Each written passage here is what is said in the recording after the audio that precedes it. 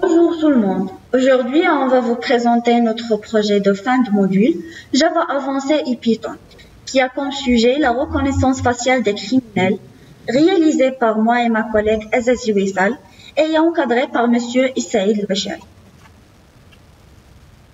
La reconnaissance faciale est une technologie de plus en plus répandue, basée sur l'intelligence artificielle, permettant d'identifier une personne sur une photo ou une vidéo en comparant son visage avec ceux sauvegardés dans une base de données ou un fichier dataset. Chose qu'on va traiter dans notre présentation, suivant ce plan. Premièrement, on a le contexte. Deuxièmement, la problématique. Troisièmement, méthodologie. Quatrièmement, la réalisation. Et finalement, conclusion. Le sujet de ce projet consiste à élaborer un site web pour la reconnaissance faciale des criminels. Notre site permet aux administrateurs, après l'authentification, d'ajouter un dossier pour un criminel, puis l'administrateur a le choix de détecter des personnes, que ce soit par le téléchargement d'une image ou par le webcam. Il peut également consulter les informations de ces personnes si c'est un criminel. La plupart des agences de police travaillent d'une manière traditionnelle. Cela posait plusieurs problèmes. Parmi ces problèmes, on a premièrement perte de temps. Par exemple, les policiers passent beaucoup de temps pour trouver un criminel ou dans la recherche des archives pour un dossier d'un criminel. Deuxièmement, grand nombre de criminels qui peut être difficile à traiter dans une courte durée. Troisièmement, la possibilité de perdre des dossiers des criminels. Quatrièmement, difficulté de connaître l'identité d'une personne. Par exemple, il y a des personnes qui ne veulent pas donner leur identité aux policiers et parfois ils donnent des fausses informations. Cela est un grand problème. Et finalement, faible sécurité. Par exemple, il y a pas une détection préalable des criminels lors d'un événement organisé. Il est possible d'avoir des actions terroristes. En ce qui concerne la méthodologie qu'on a utilisée pour développer notre site, on a adopté comme architecture le MVP, qui représente une architecture orientée autour de 3 pôles, le modèle, la vue et le template, et s'inspire de l'architecture MVC, très répandue dans les frameworks web comme Django, le framework de Python. Son objectif est de séparer les responsabilités de chaque pôle afin que chacun se concentre sur ses tâches. Le modèle pour interagir avec la base de données. Template est un fichier HTML qui peut recevoir des objets Python et qui est lié à une vue qui est placée dans le dossier template. Et dernièrement, la vue joue un rôle central dans un projet structuré en MVP. Sa responsabilité est de recevoir une requête HTTP et répondre de manière intelligible par le navigateur. Pour la navigation entre les pages en utilisant des URL. Parmi les bibliothèques qu'on a utilisées dans notre projet, il y a l'OpenCV, qui est une bibliothèque graphique. Elle est spécialisée dans le traitement d'images, que ce soit pour les photos ou les vidéos. On a aussi Pillow, Python Imaging Library et une bibliothèque de traitement d'images pour le langage de programmation Python. Et puis NumPy est une bibliothèque pour langage de programmation Python destinée à manipuler des matrices au tableau multidimensionnel ainsi que des fonctions mathématiques opérant sur ces tableaux. Et finalement, Sklearn ou Skitlearn est une bibliothèque libre Python destinée à l'apprentissage automatique. Elle propose dans son framework de nombreuses bibliothèques d'algorithmes à implémenter clé en main à disposition des data scientists. OpenCV offre plusieurs algorithmes. Parmi eux, on a adopté LBPH, ou ce qu'on appelle le Local Binary Patterns Histograms.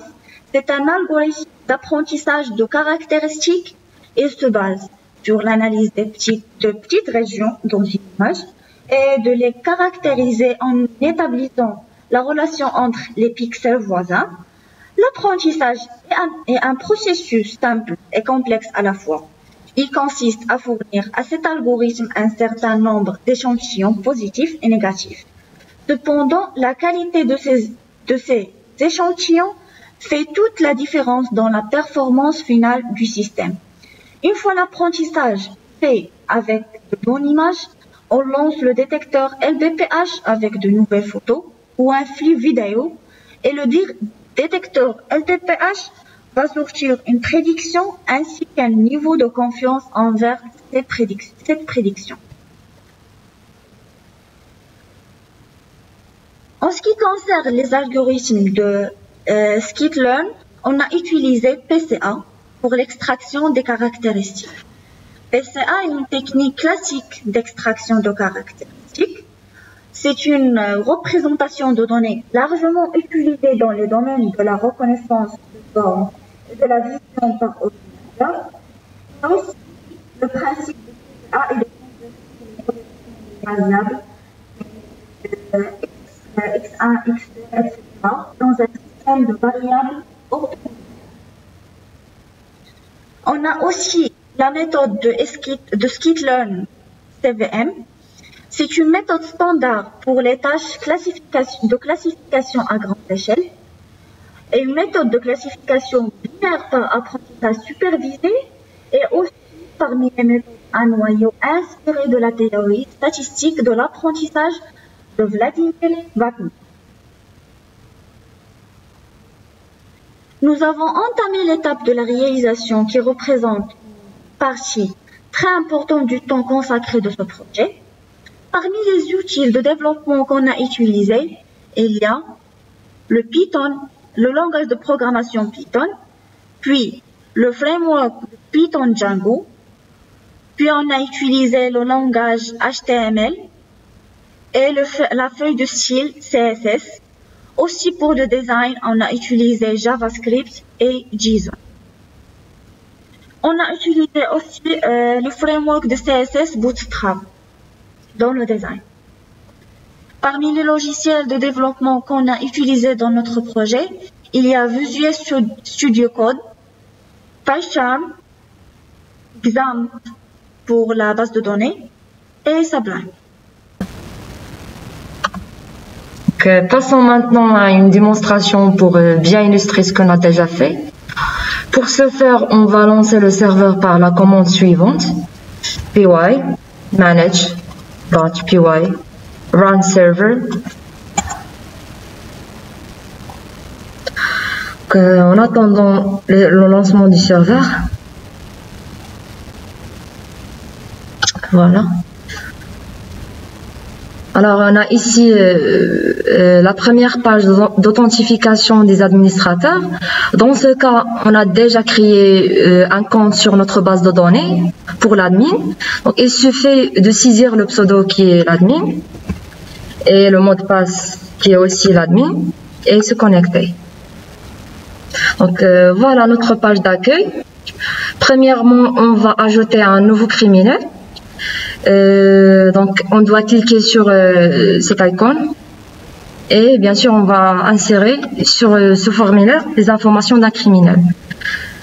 Par exemple, on va ajouter cette image là et un certain identifiant.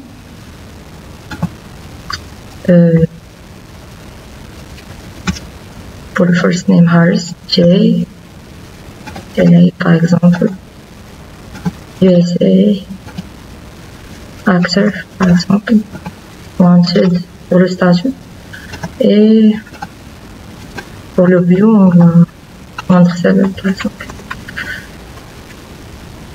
Et finalement on doit valider.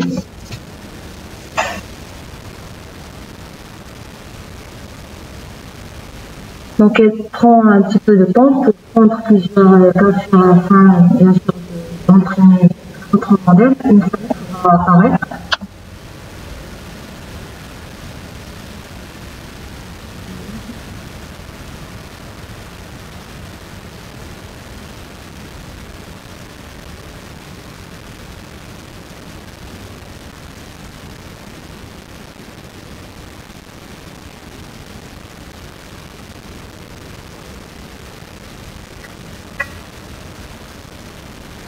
Dans ce dossier-là, qui s'appelle dataset, il contient des images qui sont déjà capturées. Voilà notre criminel. Et donc, puis, on doit entraîner notre modèle en cliquant sur le bouton. Ensuite, on va faire la détection par l'image. On doit télécharger l'image qu'on a déjà ajoutée pour détecter notre criminel.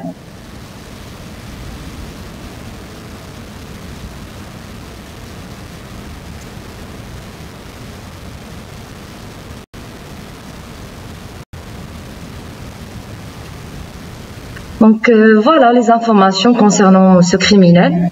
Et au cas où cette personne n'est pas un criminel, le système affichera un message d'erreur. Donc on retourne à la page d'accueil. Passons maintenant à la détection par le webcam. Et pour ce faire, on va ajouter un autre criminel. Par exemple, on va prendre notre criminel, cette image-là, un autre identifiant, et pour le first name, John.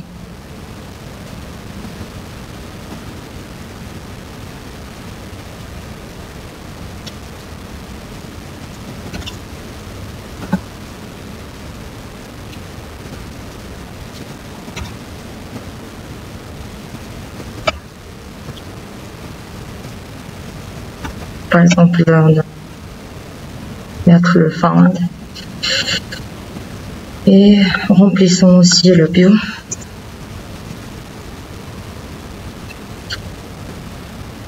Bien sûr, on doit valider.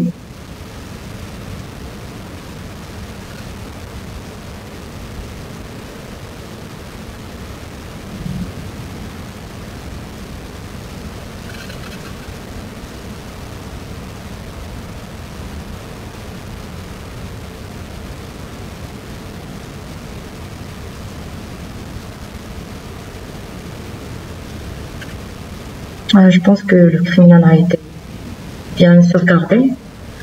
Que, comme j'ai dit, on doit bien sûr rafraîchir notre dataset.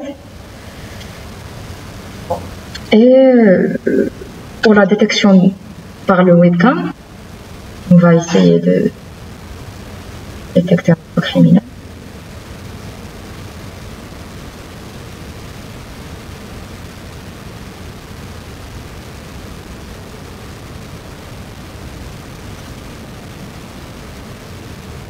Et voilà, notre criminel est bien sauvegardé et détecté. Finalement, ce bouton-là, le logout, est pour permet notre admin de se déconnecter et terminer notre session.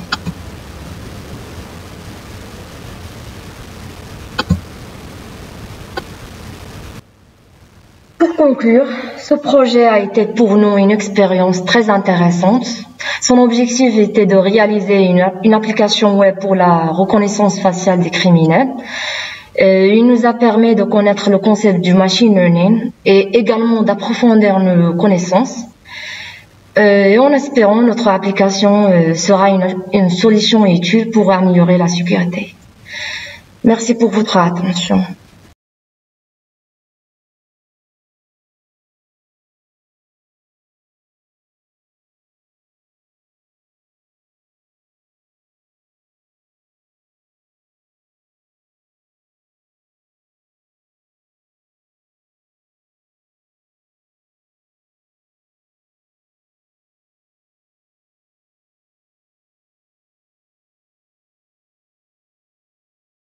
Une démonstration.